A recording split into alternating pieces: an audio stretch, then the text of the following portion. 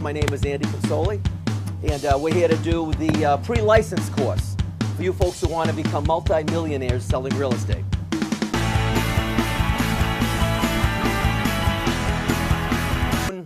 Real estate. In the United States of America, you own from the core of the earth to the heavens. All of it. And that's why when there's contamination in the soil, we'll talk about later, you're in big trouble. You are responsible for what goes on in the dirt. The buyer of a home will walk away with all of the real property, not the personal property. Fee simple is, all right, there's no condition here. It's my house. And a life estate is when you have the right to a property as long as you live. Grantor, that's somebody, I'm granting you my home. I'm the seller. And you're the grantee. You're the buyer. See the difference? So it's a major issue to own a condo.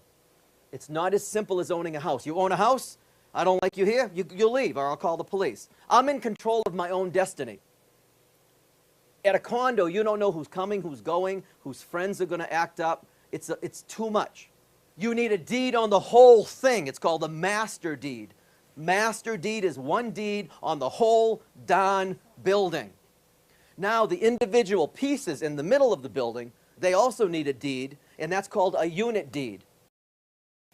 A lease is a leasehold estate. You have an estate in the property. Out of the sticks, which one of the sticks did the owner give to you when you leased? We have a contract. We now have a verbal agreement. He agreed to follow through.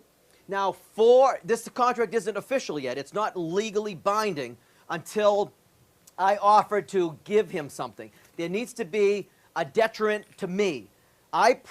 He's promising to get me. So what is his detriment? He's got to go out of here, go to the store. He's doing something. Well, what am I doing? Nothing. It won't work. It won't be a binding contract unless I pay him. Do you physically own that deed? Do you have the deed when you take a mortgage out? No. Who has the deed? The bank.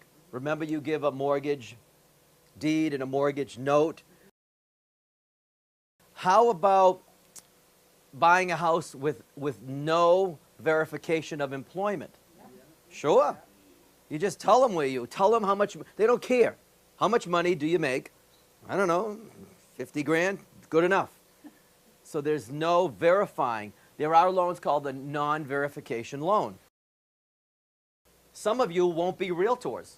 A realtor is someone who joins the National Association of Realtors. It's a club. If you don't join, you cannot call yourself a realtor. Appraisal. It's an estimate of market value. Federal law now requires some form of license or certification. In the old days, no. Anybody could be an appraiser, and we had a problem in the late 70s, early 80s with appraisers until the law required they be licensed. Massachusetts Law 93A. This law is in the book. You'll have to, it's on the Mass test. 93A is a Massachusetts general law that says anything you know about the property that is important, something that might cause someone not to want to buy it, do you disclose it? Fair housing. It was born in 1866. We had a war. Well, the Civil War, the North wins over the South. The slaves are freed.